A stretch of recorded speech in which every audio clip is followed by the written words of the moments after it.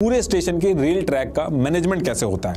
देखिए, जब train railway station के पास आती है या किसी क्रॉसिंग पे पहुंचती है तो वहां पे मल्टीपल ट्रैक्स होते हैं और ये इसलिए होते हैं क्योंकि रेलवे स्टेशन पे अलग अलग ट्रेन अलग अलग जगह से ट्रैवल करके आ रही होती हैं। कोई ट्रेन पहुंच रही होती है, किसी ट्रेन को कुछ देर रुकना होता है स्टेशन पे, इसलिए स्टेशन पे मल्टीपल ट्रैक्स होते हैं और एक स्टेशन पे कितने रेल ट्रैक्स होंगे ये डिपेंड करता है कि स्टेशन कितना बड़ा है और वहां पे कितनी ट्रेन आ रही हैं। और रेलवे स्टेशन पे कौन सी ट्रेन डायरेक्ट निकल जाएगी, कौन सी ट्रेन उस स्टेशन की लूप लाइन से जाएगी या लूप लाइन पे रुकेगी, या कौन सी ट्रेन स्टेशन की क्रॉसिंग पे वेट करेगी, ये सारी चीजों को मैनेज करने के लिए एक इंटरलॉकिंग सिस्टम होता है। ये जो आप देख रहे हैं जहां से ट्रेन ट्रैक चेंज करती है इसको पॉइंट कहते हैं और इसके बीच में ये जो ट्रैक हिलता हुआ देख रहे हैं इसको पॉइंट मशीन से एडजस्ट करके ट्रेन का ट्रैक चेंज किया जाता है। जोड़ने और हटाने के लिए पॉइंट मशीन का यूज होता है, लेकिन धीरे धीरे सिक्योरिटी इशू की वजह से कहीं कोई आदमी आके इसमें छेड़छाड़ ना कर दे तो इस लीवर सिस्टम को केबिन में शिफ्ट कर दिया गया। इन लीवर्स के थ्रू जो आदमी ट्रैक चेंज करता है उसको पॉइंट मैन बोलते हैं। रेलवे स्टेशन से सारे रूट को एनालाइज करके ये जो पॉइंट मैन है इसको इंस्ट्रक्शन दिए जाते हैं और पॉइंट मैन देखता है कि वहां पे रूट खाली है या नहीं है या फिर कोई ट्रेन खड़ी है वहां पे, और उसके बाद वो लीवर से ट्रैक चेंज कर देता है और हरा झंडा या लाल झंडा जो जरूरत होती है वो दिखा देता है और ट्रेन जो है वो अपनी डायरेक्शन चेंज कर देती है। अभी भी ये इंडिया के कुछ स्टेशन में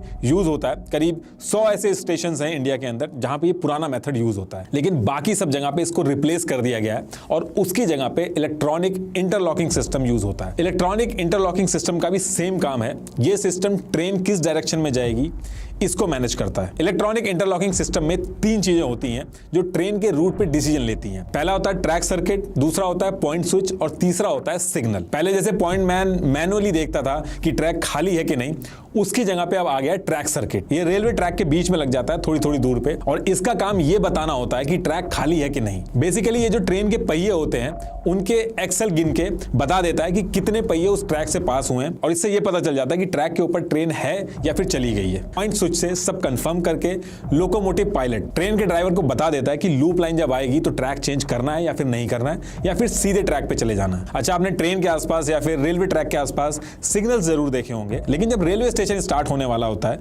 तो उसके पास जो सिग्नल होता है वो बाकी सिग्नल से अलग होता है। उसको होम सिग्नल बोला जाता है। इस होम सिग्नल को स्टेशन मास्टर कंट्रोल करता है, जबकि बाकी सिग्नल जो आप देखते हो ट्रैक्स के आसपास वो ऑटोमेटिक होते हैं, वो ऑटोमेटिकली कंट्रोल होते हैं। अगर स्टेशन मास्टर होम सिग्नल को रेड कर रहा है इसका मतलब ये हुआ कि ट्रेन वहीं रुकी रहेगी, और अगर ग्रीन कर रहा है तो ट्रेन फुल स्पीड से रेलवे स्टेशन पे बिना रुके निकल जाएगी, और अगर येलो कर रहा है तो स्पीड स्लो करके लूप लाइन पे जाएगी। और ये जो व्हाइट लाइट्स आप देख रहे हैं ये डायरेक्शन बताती है ट्रेन किस रूट से जाएगी। ये electronic interlocking system track circuit, point switch और सिग्नल का यूज करके डिसाइड करता है, जो कि ऑटोमेटिक है और ये फेल प्रूफ है। मतलब कि इसमें अगर कोई फॉल्ट हो गया तो रेड लाइट जल जाती है और ट्रेन वहीं रुक जाती है। जैसा कि मैंने बताया कि इस पूरे प्रोसेस में ट्रेन के ड्राइवर का कोई रोल नहीं होता है। ये जो इलेक्ट्रॉनिक इंटरलॉकिंग सिग्नलिंग सिस्टम होता है ये रिमोटली कंट्रोल्ड होता है, जिसको रेलवे स्टेशन के सेक्शन ऑफिस से signal man, section control officer और सेक्शन कंट्रोल हेड्स कंट्रोल करते हैं और सेक्शन कंट्रोल हेड्स मैनेज करते हैं। एक इलेक्ट्रॉनिक बोर्ड होता है, उससे वो ट्रेन का रूट सेट कर देते हैं और ऑटोमेटिकली सारा काम अपने आप हो जाता है। ट्रेन का जो रूट वगैरह है वो सब अपने आप सेट हो जाता है।